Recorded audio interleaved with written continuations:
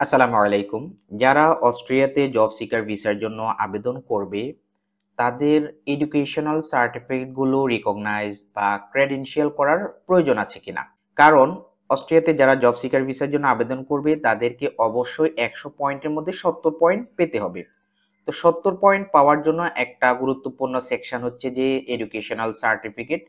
আপনার যদি ৪ বছর মেয়াদি কোনো ব্যাচেলর থাকে, তাহলে আপনি ২০ পয়েন্ট পাবেন। আপনার যদি এই সাবজেক্টগুলোতে ব্যাচেলর থাকে, পড়াশোনা থাকে, তাহলে আপনি পাবেন ৩০ পয়েন্ট এবং আপনার যদি কোনো পিএইচডি থাকে তাহলে আপনি পাবেন ৪০ পয়েন্ট। এখন প্রশ্ন হচ্ছে, আমরা তো বাংলাদেশে পড়াশোনা করেছি ৪ বছর মেয়াদি বা আমরা মাস্টার্স করেছি। আমাদের সার্টিফিকেটগুলো এখানে কাউন্ট করা হবে কিনা? আমাদের ৪ বছর ডিগ্রি, তারাও কি ৪ বছর ডিগ্রি হিসেবে আমাদেরকে পয়েন্টটা দিবে?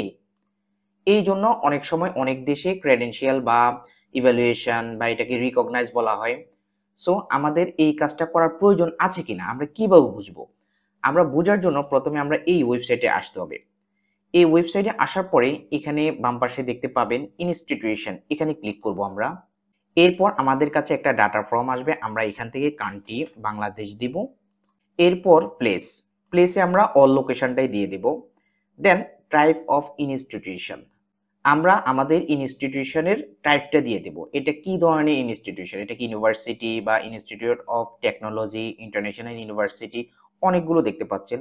সো আমরা এখান থেকে ইউনিভার্সিটি বা আপনি আপনার যে সেকশনটা পড়ে সেটা সিলেক্ট করবেন। এরপর আপনি আপনার ইউনিভার্সিটির নামটা লিখে দিবেন। আমি এখানে ন্যাশনাল ইউনিভার্সিটিটা লিখে দিচ্ছি। তারপর সার্চ অপশানে ক্লিক করবেন। আপনার ইনস্টিটিউশনের স্ট্যাটাসটা যদি এইচ প্লাস হয়, তার মানে বুঝে নেবেন যে আপনার সার্টিফিকেটগুলো ক্রেডেনশিয়াল করার প্রয়োজন নেই।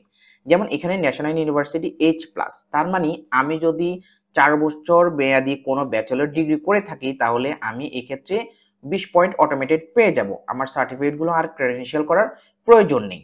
আশা করি আমি আপনাদেরকে বিষয়টা বুঝাতে পারলাম। এখানে যখন স্ট্যাটাসটা দেখবেন এইচ প্লাস, তখন কিন্তু আপনার ক্রেডেনশিয়াল করার প্রয়োজন নেই।